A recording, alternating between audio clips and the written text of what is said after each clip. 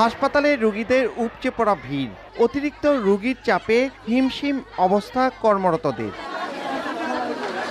তীব্র জনবল সংকটে মুন্সিগঞ্জ জেনারেল হাসপাতাল। সিনিয়র কনসালটেন্টের 10টি পদে কর্মরত মাত্র একজন।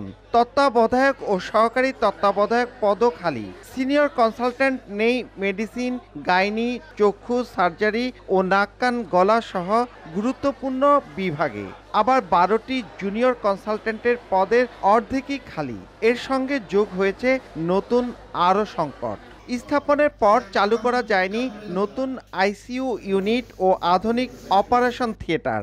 এছাড়া দালালদের দৌরাত্ম্যের অভিযোগ প্রতিদিনের। ভোগান্তির কোনো শেষ নাই, ডাক্তারের সংকট, মানুষ বেশি। সমস্যার কথা না শুনে কি করে লেখা শুরু করে দিছে।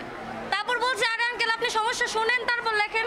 তারপরে বলছে বলেন। প্রতিটা রুমের মধ্যে যে আমরা লাইনে দাঁড়াবো ওই জায়গাটা নাই। 9টার দিকে আসি যাইতারি না অন্তর সারা ভিতর লোক লয়া জায়গা সব পাই না।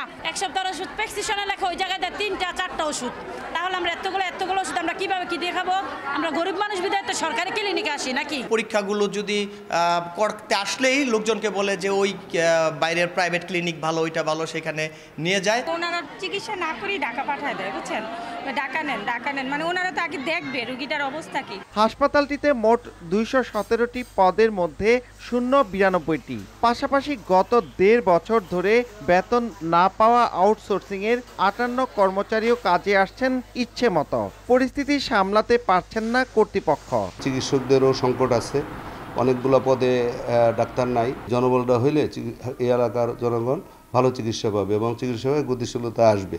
মুন্সিগঞ্জ জেনারেল হাসপাতালটি 100 শয্যা থেকে 250 শয্যায় উন্নীত করা হয় 2022 সালে। জেলার প্রধান এই হাসপাতালে প্রতিদিন গড়ে 1,500 মানুষ স্বাস্থ্যসেবা নিতে আসেন।